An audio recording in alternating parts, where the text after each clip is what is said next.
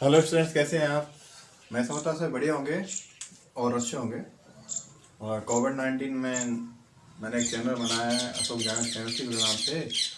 और आज हम लेने वाले हैं ये जो टॉपिक है एल्डोल कंडेंसेशन और एल्डोल संघनन। तो ये क्लास 12th को और BSc second year organic chemistry को दोनों कवर करने वाला है। और इम्पोर्टेंट जो रिएक्शन है और एल्डोल संघनन महत्वपूर्ण अभिक्रियाओं में शामिल हैं हमेशा से। प्लीज़ मेरे चैनल को लाइक करें, सब्सक्राइब करें और शेयर भी अवश्य करें। धन्यवाद। और हम स्टार्ट करते हैं एल्डोल कंडेंसेशन। एल्डोल कंडेंसेशन की बात करें हम, कौन कौन शर्त होनी चाहिए, इसे कौन देता है शर्त। कंडीशन कौन सी होनी चाहिए, कंडीशन। इसके लिए कौन शर्त है, शर्त क्या है। तो बेकार्बोनिल यौगिक, these carbonyl compounds जिनके पास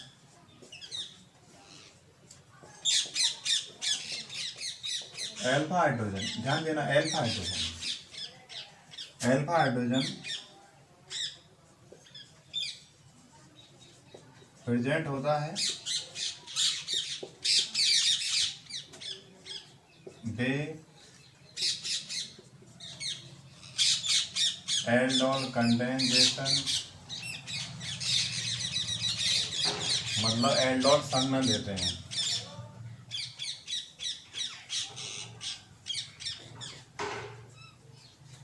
मुख्य रूप से जो ये इसकी कंडीशन है, टर्म एंड कंडीशन है, वो फॉलो करनी होगी। यहाँ पर ये जरूरी है, अल्फा हाइड्रोजन होना चाहिए, वही एल्डोल संघनन देते हैं। और एल्डोल संघनन में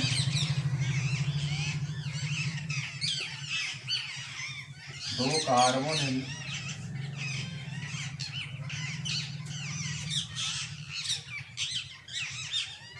कंपाउंड्स यौगिक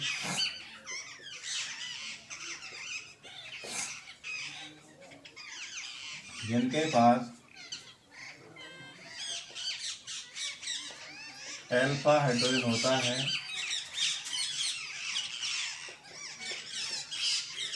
आपस में संघनित होकर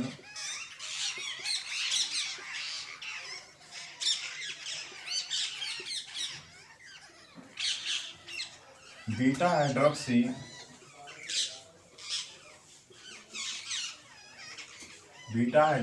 carbonyl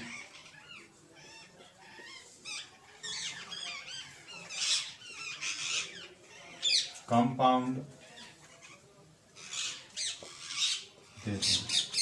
beta hydroxy carbonyl compound मतलब बीटा कंडीशन पर OH में जुड़ जाएगा और कंपाउंड देते हैं, इसे ही एल्डोल संघनन, दैट मीन्स एल्डोल कंडेंसेशन कहते हैं। इसे ही एल्डोल संघनन, एल्डोल कंडेंसेशन कहते हैं। अब एल्डोल कंडेंसेशन की हमने बात कर ली है, वो कार्बोनिल कंपाउंड से इनके पास हाइड्रोजन होते हैं, वो एल्डोल कंडेंसेशन देते हैं। एल्डोल कंडेंसेशन दो कार्बोनिल कंपाउंड, चाहे एल्डिहाइड हो चाहे कीटोन हो, ये दोनों जरूरी नहीं है कि एल्डिहाइड भी हो सकते हैं, कीटोन भी हो सकते हैं, या एल्डिहाइड कीटोन दोनों अलग अलग हो सकते हैं। जिनके पास अल्फा हाइड्रोजन होना चाहिए वो आपस में संघनित हो जाएंगे, कंबाइन हो जाएंगे, संयुक्त हो जाएंगे, क्या देंगे, बीटा हाइड्रोक्सी कार्बोनिल कंपाउंड देते हैं। इसे ही एल्डोल संघनन कहते हैं। देख लेते हैं। और रिएक्शन की क्षार की उपस्थिति होती है। रिएक्शन क्षार बेस की उपस्थिति में, in presence of base, complete होती है।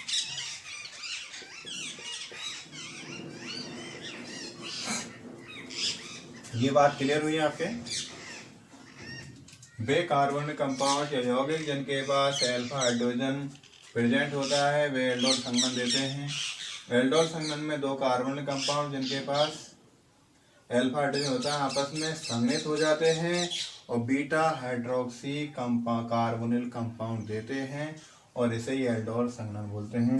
देखिए एल्डोल जो शब्द की बात करी जाए तो ये दो शब्दों से मिलकर बना है, एल्डिहाइड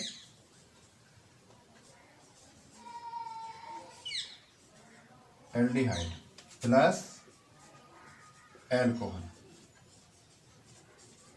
गौर करना, देखो आप एल्डिहाइड में से हम एल्डी लेने वाले हैं और एल्कोहल में से OL लेने वाले हैं, तो हम क्या लिख देंगे यहाँ पर, एल्डोल में ALD और एल्कोहल का OL, तो हो जाएगा एल्डोल और बना एल्डोल। तो एल्डिहाइड का ALD और एल्कोहल का OL, तो बन रहा है एल्डोल। तो एल्डोल में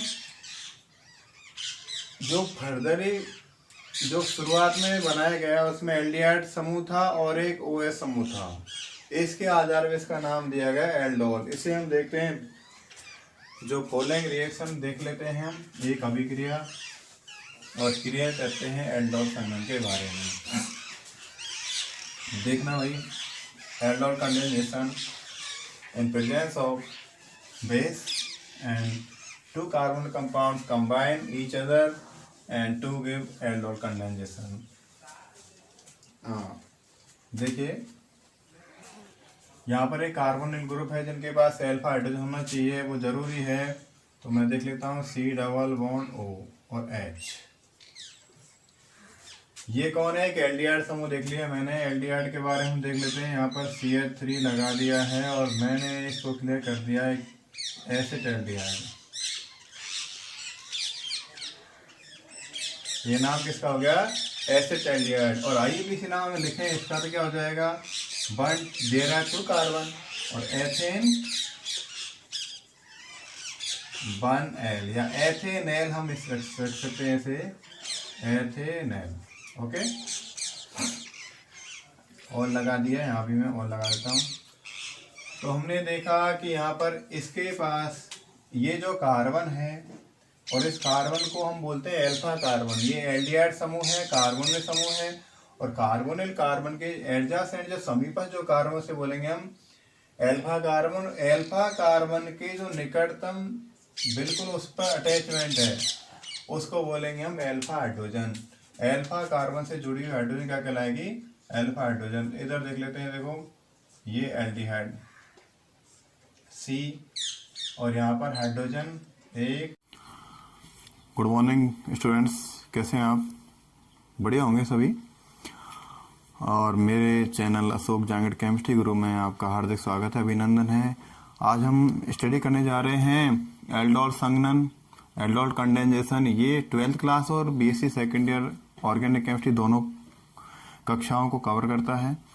और एल्डोल कंडेंसेशन के बारे में बात कर रहे हैं। मैं मुख्य जो शर्त है इसके पिछली क्लास में बता चुका था और उसमें ये बात मैंने बताई थी कि अल्फा हाइड्रोजन जिनके पास होता है ऐसे कार्बोनिल कंपाउंड आपस में किसी क्षार की प्रेजेंस में या किसी base in presence of any base की उपस्थिति में या क्षार की उपस्थिति में ये दोनों कंबाइन हो जाते हैं, कंडेंस हो जाते हैं और एल्डोल देते हैं और इसे बोलते हैं हम एल्डोल कंडेंसेशन। तो देखते हैं हम आज एसिटाल्डिहाइड देखें हम देख लेते हैं एसिटाल्डिहाइड। एसिटाल्डिहाइड के बारे में हम देखें CH3 C double bond O और H। ध्यान देना यहाँ पर ये इसका नाम है एसिटाल्डिहाइड। एसिटाल्डिहाइड एक कार्बोनिल कंपाउंड है और इसके पास एक अल्फा हाइड्रोजन भी है और इसका IUPAC नाम क्या हो जाएगा 1,2। तो इसका नाम एथेन 1L एसिटाल्डिहाइड। एसिटाल्डिहाइड दूसरा हम देखें, दूसरा कार्बोनिल कंपाउंड ध्यान देना वो भी हम ले रहे हैं CH3CHO, दैट मीन्स एसिटाल्डिहाइड। दो हमने एसिटाल्डिहाइड ले लिए। आप ध्यान देना, ये है एल्डिहाइड ग्रुप। एल्डिहाइड ग्रुप के जस्ट पास वाला कार्बन है अल्फा कार्बन। अल्फा कार्बन के पास जुड़ी हुई है alpha hydrogen 1 2 3। There are 3 alpha hydrogen. और यहाँ पर हम देखें ये भी अल्फा हाइड्रोजन है और यहाँ पर अल्फा कार्बन है, ये सेकंड नंबर वाला कार्बन, और ये 1 नंबर और 2 नंबर। ध्यान देना यहाँ पर एक पाई बॉन्ड है डबल बॉन्ड में, एक पाई बॉन्ड इधर है। अब कार्बन और ऑक्सीजन के बिटवीन हम बात करें तो carbon less electronegative than oxygen. Carbon की विद्युत ऋणता ऑक्सीजन की तुलना में कम होती है, तो ऑक्सीजन पर आ जाएगा partially negative charge and carbon हो जाएगा पार्शियली पॉजिटिव चार्ज। अब इसके बाद हम देखें इस हाइड्रोजन को हम चाहते हैं कि ये H इसके साथ बॉन्डिंग करे तो C पर आ जाएगा नेगेटिव और H पर आएगा पॉजिटिव चार्ज। तो कुल मिलाकर हम बात यहाँ पर करने वाले हैं, ये हाइड्रोजन किसके साथ बॉन्ड बनाएगी, ये हाइड्रोजन बॉन्ड बनाने जा रही है O के साथ, और ये C पॉजिटिव है C नेगेटिव है, तो ये बॉन्डिंग इधर हो जाएगा C पॉजिटिव एंड नेगेटिव के। और ये जो कंडीशंस है किसकी प्रेजेंस में होगी, देखो यहाँ पर ये कंडेंसेशन हो रहा है। यहाँ पर से कौन कौन सी कंडीशंस हो रही हैं। पहली कंडीशन देखो, पाई बॉन्ड है और एक सिग्मा बॉन्ड, दो बॉन्ड होते हैं तो पाई एक वीक बॉन्ड है। और हमेशा ध्यान देना जो reaction like as a fight, ये अभिक्रिया एक तरह से झगड़ा या लड़ाई होती है जिसमें पुराने बॉन्ड या पुराने रिलेशन टूट जाते हैं और नए बॉन्ड या नए रिलेशन बन जाते हैं। तो इसमें देखें हम 1 पाई बॉन्ड इज ब्रेकिंग, एक पाई बॉन्ड टूट रहा है। एंड सेकंड कंडीशन क्या हो जाएगी, 2 sigma bonds are creating, 2 sigma bond क्या हो रहे हैं, बन रहे हैं। और इसको हम देख लेते हैं स्टेप फर्स्ट, क्या नाम दे दिया हमने, स्टेप फर्स्ट। और इसमें तीसरी जो कंडीशन हम देखें, थोड़ा सा डीपली देख लेते हैं। इस एसिटाल्डिहाइड, दोनों एसिटाल्डिहाइड है सामने, यहाँ पर C1 कार्बन और C2 कार्बन। अब ध्यान देना आप, C2 कार्बन और C1 कार्बन के इधर वाला C1 कार्बन, इधर वाला C2 कार्बन, तो C1 C2 बॉन्डिंग क्या हो रहा है, C1 और C2 यहाँ पर बॉन्डिंग हो रही है। और ये रिएक्शन प्रेजेंस ऑफ बेस की प्रेजेंस में अभिक्रिया हो रही है। अब देख लेते हैं इसको भाई, CH3 COH, इधर कितना बॉन्ड था, पहले ऑक्सीजन डबल बॉन्ड के साथ बॉन्डिंग था, लेकिन ध्यान देना यहाँ पर एक पाई बॉन्ड टूट चुका है और यहाँ पर बॉन्ड एक टूट गया है इस कार्बन का। तो इस कार्बन की जो बैलेंसी थी 4, पहले संतुष्टि वेल सेटिस्फाइड थी, बट अब यहाँ पर जो बैलेंसी है वो घटकर 3 हो गई है, लेकिन इसका भी सेटिस्फेक्शन जरूरी है। देखो दूसरा हम देखें, C डबल बॉन्ड OH, और इस पर ये हाइड्रोजन जुड़ा हुआ है, इधर जुड़ा हुआ है। इधर वाला जो हाइड्रोजन था ये किसके साथ बॉन्डिंग कर चुका है, ये OH बॉन्ड बना। और यहाँ पर C2 वाला कार्बन था इधर और C1 नंबर कार्बन वाला इधर था। तो यहाँ पर ध्यान देना 1 2 3 4। अब गौर करना आप, न्यू सिग्मा बॉन्ड और न्यू सिग्मा बॉन्ड, कितने सिग्मा बॉन्ड हो गए, how many sigma bonds, 1 OH वाला और 1 सेकंड वाला C2 और C3 वाला। तो यहाँ पर C2 और C1 बॉन्डिंग हो रहा था, इधर वाला कार्बन C2 इधर वाला C1, मतलब 2 अलग अलग एसिटाल्डिहाइड के मॉलिक्यूल्स, एक का C2 कार्बन और दूसरे का C1 कार्बन यहाँ पर बॉन्डिंग कर रहे हैं। अब यहाँ पर आप देख लिए क्लियर, कंडेंसेशन हो चुका है, ये एडिशन रिएक्शन हो चुकी है। और ये कौन सी अभिक्रिया हो जाएगी, इसको हम बात करें तो नंबर 4 देते हैं एडिशन रिएक्शन।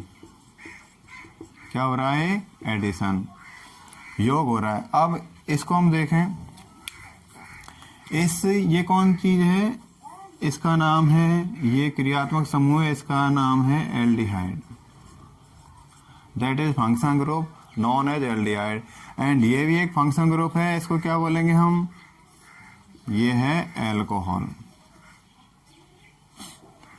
कौन सा ग्रुप है, एल्कोहलिक ग्रुप। अब जो नया जो बना है स्पीसीज जो बनी है, जो भी यहाँ पर कंपाउंड जो बना है उसको हम देखें, ऑर्गेनिक कंपाउंड्स नम 2 3 4। तो यहाँ पर ये हो गया, इसको हम अल्फा कार्बन नाम दें, इसको बीटा कार्बन नाम दें। तो बीटा पर कौन जुड़ा हुआ है, OH समूह। OH समूह लिए क्या लगाएंगे, OH समूह लगा देंगे हम beta hydroxy prefix 4 OH group. Beta hydroxy और कितने कार्बन है, हाउ मेनी कार्बन, 4 ब्यूटेरेल्डिहाइड। ये इसका अल्फा बीटा के अकॉर्डिंग नॉमेनक्लेचर कर दिया है। अब सेकंड हम देखें अथवा लगा के, जो इस बात को नेक्स्ट आप क्लियर कर लें, एल्डिहाइड का ALD और एल्कोहल का OL, एल्डिहाइड का ALD और एल्कोहल का OL, तो बन गया ना एल्डोल। एल्डोल बना, क्लियर हुआ ना। एल्डिहाइड का एक एल्डिहाइड ग्रुप है इसलिए एल्ड, और OH ग्रुप है इसलिए ऑल। एल्डिहाइड का एल्ड और एल्कोहल का OL, तो बन गया एल्डोल। इसका नाम क्या हो जाएगा, IPC नाम देखें तो 1 2 3, तो 3 hydroxy, how many carbon in chain, butane 1L, तो 3 हाइड्रोक्सी ब्यूटेनॉल इसका नाम हो जाएगा IPC। अब देखें इसको सेकेंड स्टेप में क्या हो जाएगा, स्टेप सेकेंड में वाटर मॉलिक्यूल यहाँ से रिमूव होगा, मतलब जल का एक अणु यहाँ निकलेगा, और यहाँ पर जो रिएक्शन कहलाएगी स्टेप सेकेंड में, वो कहलाएगी यहाँ पर एलिमिनेशन रिएक्शन या विलोपन अभिक्रिया। तो विलोपन अभिक्रिया में देखो यहाँ पर एक सिग्मा बॉन्ड ये है और एक सिग्मा बॉन्ड ये है, 2 सिग्मा बॉन्ड। तो यहाँ पर इसको बोलेंगे डिहाइड्रेशन, मतलब रिमूव ऑफ वाटर मॉलिक्यूल, जल के एक अणु का निष्कासन, या डिहाइड्रेशन का मतलब हो जाएगा यहाँ पर हिंदी में लिखूँ तो निर्जलीकरण। जल का निष्कासन हो जाए, किसको एलिमिनेशन हो रहा है, वाटर मॉलिक्यूल यहाँ से विलुप्त हो रहा है, निकल रहा है, निष्कासित हो रहा है। तो एक तो COH वाला सिग्मा बॉन्ड टूटेगा, एक C और H वाला सिग्मा बॉन्ड टूटे, कुल मिलाकर यहाँ पर OH और H, ये OH और H ये बॉन्डिंग यहाँ से किसके रूप में निकल जाएगी, H2 ग्रुप में। तो यहाँ पर एक विलोपन अभिक्रिया हो रही है, तो कौन सी कंडीशन हो रही है, 2 सिग्मा बॉन्ड्स क्या हो रहे हैं, आर ब्रेकिंग। 2 सिग्मा बॉन्ड्स क्या हो रहे हैं, टूट रहे हैं। और नंबर सेकंड क्या हो जाएगा, 1 पाई बॉन्ड इज क्रिएटिंग, एक नया पाई बॉन्ड बन रहा है। तो देखें हम इसको किससे लिख सकते हैं, CH3, C के पास OH था, अब नहीं है, H है, इधर CH और इधर कौन है, C डबल बॉन्ड OH। गौर करना है यहाँ पर C2 कार्बन और C3 कार्बन के बिटवीन एक सिंगल बॉन्ड रह गया है।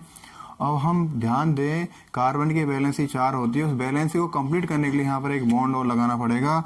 और यूँ चूंकि हम पढ़ रहे हैं सेकंड स्टेप में डिहाइड्रेशन या विलोपन अभिक्रिया, 2 सिग्मा बॉन्ड्स ब्रेकिंग हो रहे हैं, 2 से 1, तो ये वाला और एक ये वाला, तो एक नया पाई बॉन्ड यहाँ पर बन चुका है।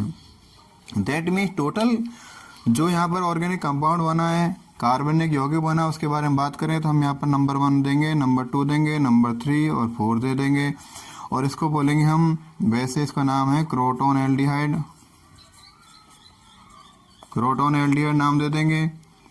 इसका जो रूट नेम है, ऑल नेम है, IPC नाम क्या हो जाएगा, IPC नाम हो जाएगा ब्यूट 2इन, और 1 नंबर पे कौन है, L, ब्यूट 2इन 1L। तो ये था एल्डोल कंडेंसेशन। और एल्डोल कंडेंसेशन ऑलवेज वो ऑर्गेनिक कंपाउंड देते हैं जिनके पास कार्बोनिल ग्रुप हो, क्रियात्मक समूह, और जिनके पास अल्फा हाइड्रोजन अवश्य हो, नेसेसरी हो, और वो क्षार की प्रेजेंस में एल्डोल कंडेंसेशन देते हैं। तो ये तो एल्डोल कंडेंसेशन के बारे में बात बताई मैंने आपको। मैं समझता हूँ आपको क्लियर हो गया होगा, समझ में आ गया हो गया हो। एल्डोल के बारे में हम देखेंगे। तो मैंने बताया एल्डिहाइड और एल्डिहाइड के बारे में बात। अब हम कीटोन और कीटोन एल्डोल कंडेंसेशन करें तो उसमें कीटोल बनेगा, लेकिन उसे हम क्या बोलेंगे, एल्डोल कंडेंसेशन में बात करते हैं। तो देख लेते हैं हम एक एग्जांपल कीटोन वाला भी। ये तो एल्डिहाइड वाला हो गया, समझ में आया होगा, मिटा दो भाई, लिख लीजिए अच्छे ढंग से, और वीडियो देखते समय स्किप ना करें और प्रॉपरली पूरा देखें, और लगभग 400 से 360 एचडी उस पर देखें। तो ये एल्डोल कंडेंसेशन। हाँ, अब कीटोन ले लेते हैं। कीटोन का प्राइमरी मेंबर है अपने पास एसीटोन। एसीटोन से एल्डोल कंडेंसेशन के बारे में बात कर लेते हैं। कीटोन में है एसीटोन, तो एसीटोन का फॉर्मूला क्या हो जाएगा, C≡O और CH3 और ये CH3, एसीटोन। क्या है ये, एसीटोन। अब मैं इसको थोड़ा सा समझाने के लिए इसको इस तरह लिख सकता हूं भाई, दूसरी तरह से देखो, थोड़ा सा मैं इसे इस तरह लिख दूं। आप देखो पहले तो वो इसकी जो कंडीशंस है, जो इसकी रिक्वायरमेंट है वो कंप्लीट हो रही है नहीं हो रही है वो देखिए। ये कीटोनिक ग्रुप है, इसके पास वाला अल्फा कार्बन है, इसके पास वाला अल्फा कार्बन है, दैट मीन्स अल्फा कार्बन है, तो अल्फा कार्बन से ऐड जो हाइड्रोजन वो क्या कहलाएंगे, अल्फा हाइड्रोजन। तो ये एल्डोल कंडेंसेशन देगा। दूसरी हम देख लेते हैं, दूसरा एसीटोन ग्रुप ले लेते, कंपाउंड ले लेते हैं, C≡O CH3। मैंने थोड़ा खोल के लिख दिया इसको, एसीटोन। और वही कंडीशन, वो एसिटाइलडिहाइड वाली सेम कंडीशन हम देखेंगे। कार्बन यहाँ पर कैसा है, पार्शियली पॉजिटिव हो जाएगा, ये ऑक्सीजन पार्शियली नेगेटिव। इसे हमने आइडेंटिफाई कर लिया है। और ये हाइड्रोजन कैसा है, पार्शियली पॉजिटिव, और ये कार्बन नेगेटिव। यहाँ पर एक पाई बॉन्ड है, क्लियर कर लिया होगा आपने पहले। पाई बॉन्ड टूटेगा, दोनों ही सिग्मा बॉन्ड बनेंगे। तो देखना ये हाइड्रोजन किसके साथ बॉन्डिंग करेगा, O के साथ, और कुल मिला के कार्बन किसके साथ बॉन्डिंग करेगा, पॉजिटिव वाला नेगेटिव पास। तो यहाँ पर ये पाई बॉन्ड टूटेगा, दोनों सिग्मा बॉन्ड बनेंगे। तो यहाँ पर इन प्रेजेंस ऑफ एनी क्षार, और ये स्टेप फर्स्ट हम देख लेते हैं, बाद में लगा देंगे, कोई दिक्कत नहीं है। अब यहाँ पर इसको हम देखें, CH3 CO और O के साथ कौन है, कोई नहीं है, CH3।